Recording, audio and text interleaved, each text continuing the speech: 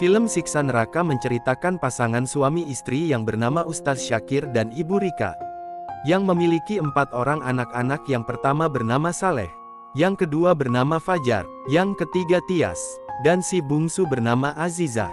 Ustaz Syakir dikenal sebagai Ustaz kondang di kampung mereka. Dia selalu diminta tolong untuk melakukan ruqyah oleh warga sekitar. Sebagai seorang panutan di kampung, Ustaz Syakir selalu mendidik dengan keras keempat anaknya itu. Seiring berjalannya waktu, anak-anak Ustaz Syakir saat ini sudah menginjak remaja. Si anak sulung yang bernama Saleh saat ini tengah kuliah di kota. Dia yang paling membanggakan dan menjadi panutan bagi adik-adiknya. Menurut pengakuannya, di samping kuliah dia juga sebagai asisten dosen di kampus. Saat pulang ke rumah, Saleh sering membawa oleh-oleh buat kedua orang tuanya dan adik-adiknya. Sementara itu Fajar sebagai anak kedua, dikenal sebagai remaja yang alim oleh kedua orang tuanya, dan katanya dia ingin mengikuti jejak sang kakak kuliah di kota. Sementara Tias sebagai anak ketiga, terlihat sebagai anak yang jujur, rajin beribadah, dan bersemangat dalam belajar, namun dia memiliki kelemahan dalam mengikuti pelajaran di sekolah. Tias juga dikenal memiliki indera keenam sejak kecil, sementara si bungsu yang bernama Azizah merupakan anak yang manja, dan memiliki hobi menyanyi. Suatu hari Ustaz Syakir tanpa sengaja mengetahui hasil ujian matematika Tias yang jelek. Membuat dia sangat marah. Dia menghukum Tias dengan memukul jari tangannya dengan menggunakan kayu. Tias menangis menahan sakit atas hukuman ayahnya. Pada malam itu Ustaz Syakir menerima kabar melalui telepon, bahwa ada teman kelas Azizah meninggal dunia karena bunuh diri. Ustaz Syakir beserta istrinya pergi melayat, sementara anak-anaknya memilih tetap tinggal di rumah. Ustaz Syakir mengingatkan Saleh untuk menjaga adik-adiknya. Azizah menceritakan kepada kakak sulungnya, bahwa sebenarnya malam itu dia masuk final lomba menyanyi di desa seberang. Namun dia tidak diizinkan oleh ayahnya. Mengetahui adiknya Azizah akan tampil di final lomba menyanyi, Saleh mengajak semua saudara-saudaranya untuk pergi ke desa seberang mengantarkan Azizah. Tias mengingatkan Azizah, karena lusa akan ujian, karena jika nilainya jelek akan dihukum oleh ayahnya. Namun Azizah bersikeras bahwa dia ingin ikut lomba menyanyi malam itu. Dan dia merengek kepada Tias agar ikut mengantarkannya. Tias dengan terpaksa menuruti permintaan adiknya. Namun dia khawatir waktu belum azan Isya, dan dia belum menunaikan sholat. Tetapi Saleh mengatakan, Tias bisa salat di masjid kalau sudah sampai di desa seberang. Akhirnya keempat saudara kandung itu pergi meninggalkan rumah tanpa izin dari orang tuanya. Untuk mempersingkat waktu perjalanan, agar sampai di desa seberang tepat waktu, Saleh mengatakan satu-satunya rute tercepat adalah dengan menyeberang sungai. Di dalam perjalanan, mereka berpapasan dengan kakek tua yang bernama Pak Harjo yang matanya mengalami katarak. Pak Harjo yang mengenali bahwa keempat anak itu adalah putra Ustaz Syakir. Dia memperingatkan mereka untuk tidak menyeberang sungai pada malam itu karena sangat berbahaya. Namun mereka tidak mengherukan seruan kakek itu. Di tengah guyuran hujan yang deras, Saleh dan adik-adiknya bersikeras melanjutkan perjalanan. Mereka mulai menyeberang sungai yang airnya meluap, karena kondisi hujan yang begitu lebat. Namun naasnya, keempat kakak beradik itu terjatuh dan terseret arus sungai yang deras, dan mereka menghilang.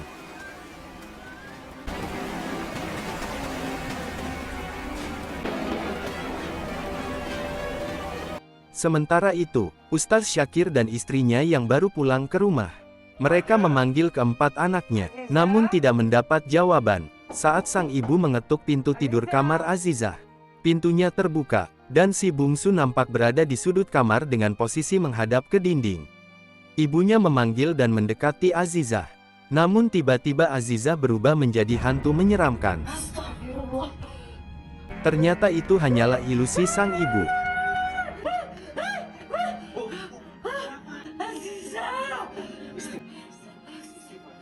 Saat Ustaz Syakir dan istrinya sholat, Ibu Rika mendengar suara sayup-sayup rintian anaknya yang terus meminta tolong dan ampun.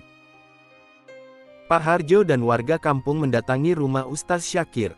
Pak Harjo mengingatkan Ustaz Syakir untuk selalu berdoa kepada Allah Subhanahu wa Ta'ala, Mereka memberi kabar bahwa sempat bertemu dengan keempat anaknya, Ustaz Syakir yang akan menyeberangi sungai. Dan terbawa arus derasnya air sungai. Sementara itu ada warga lainnya yang menemukan tas Saleh di tepi sungai. Ustaz Syakir dan istrinya sangat bersedih menerima kabar bahwa keempat anaknya terbawa arus sungai. Keesokan harinya, tim SAR dan warga kampung pencarian keempat anak Ustaz Syakir dengan menyusuri sungai. Hingga akhirnya pada malam harinya, mereka menemukan Saleh dalam kondisi tidak bernyawa. Ustaz Syakir dan istrinya sangat bersedih dan terpukul atas kematian anak pertamanya yang bernama Saleh. Sementara itu Saleh yang terbangun di alam lain, yang mirip dengan neraka, yang selalu dikisahkan ayahnya. Dia melihat banyak sekali orang disiksa di sana. Saleh juga disiksa dengan sangat keji. Saleh berteriak dan merintih kesakitan siksa neraka atas dosa yang telah diperbuat selama hidup di dunia. Wajahnya ditusuk dari samping menggunakan besi dengan bara api yang sangat panas. Mulutnya dikasih minuman yang sangat panas dan bau. Serta lidahnya dipotong menggunakan gunting. Hal itu terjadi secara berulang. Saleh jadi teringat dengan dosa-dosa yang telah diperbuat selama hidup di dunia. Saleh sering membohongi ibunya dan sering meninggalkan sholat. Saleh juga menipu uang warga di kampung dengan iming-iming keuntungan besar. Namun uangnya tidak pernah kembali. Uang itu Saleh gunakan untuk berjudi dan main togel. Pak Harjo menjadi salah satu korban Saleh. Uang yang rencana dia gunakan untuk operasi mata kataraknya, habis untuk berinvestasi kepada Saleh. Namun tidak pernah kembali hingga saat ini. Sementara itu warga kembali menemukan putra kedua Ustaz Syakir yang bernama Fajar yang juga ditemukan dalam kondisi tidak bernyawa. Saat berada di alam lain, dia juga menerima siksa yang sangat pedih. Fajar juga harus mempertanggungjawabkan apa yang telah diperbuatnya selama hidup di dunia. Fajar merintih kesakitan tiada taraf atas siksa api neraka. Wajahnya dicolok menggunakan besi. Selama hidup di dunia banyak perbuatan Fajar yang disembunyikan dari kedua orang tuanya. Ternyata selama ini Fajar suka menonton film porno, suka main perempuan, dan suka berzina. Dan juga ada pengakuan dari warga, bahwa Fajar pernah mencuri kotak amal anak yatim di kampung sebelah. Ustaz Syakir dan istrinya bersedih dan hatinya hancur menerima kenyataan itu. Dan banyak perbuatan yang disembunyikan dari anaknya yang tidak mereka ketahui. Sementara itu warga menemukan Tias anak ketiga, Ustaz Syakir dalam kondisi kritis. Tias segera dibawa ke rumah sakit. Ustaz Syakir yang membuka dan membaca buku Tias. Di dalamnya terselip tulisan yang menyentuh hatinya. Di balik nilai Tias yang jelek, namun dia menyimpan semangat untuk belajar lebih giat. Setelah membaca tulisan Tias, Ustaz Syakir terpukul hatinya, dan dia menyesali didikannya selama ini yang begitu keras kepada Tias. Jenazah Saleh dan Fajar dimandikan dan dikafanin malam itu. Karena malam itu listrik padam dan ada genangan air menuju pemakaman, jenazah Saleh dan Fajar tidak dapat dikebumikan malam itu. Keesokan harinya, akhirnya para warga kembali menemukan anak bungsu Ustaz Syakir yang bernama Azizah dalam kondisi tidak bernyawa. Ustaz Syakir dan istrinya semakin terpukul hatinya di ambang kematiannya. Azizah berada di neraka, dia melihat kakaknya Saleh dan Fajar yang disiksa. Dia melihat temannya yang bernama Dini yang mati bunuh diri menggantung dirinya dengan tali sampai mati. Hal itu dilakukan secara berulang. Azizah juga merasakan siksa yang amat pedih di neraka. Tangan Azizah dipenggal dan lidahnya dipotong. Dia menerima ganjaran atas dosa yang telah diperbuatnya selama di dunia. Karena selama di dunia, Azizah ternyata telah memfitnah Dini yang telah mencuri gelang di sekolah. Yang membuat Dini dikeluarkan sekolah dan akhirnya dia bunuh diri. Padahal sebenarnya Azizah lah yang telah mencuri gelang itu.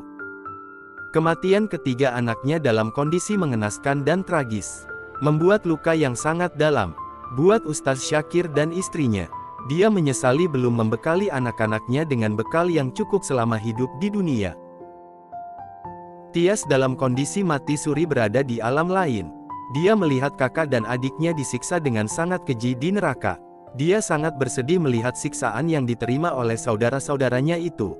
Selama di dunia Tias dikenal anak yang baik, rajin melakukan sholat, jujur, gemar bersedekah, dan sering memberi makan kepada kucing.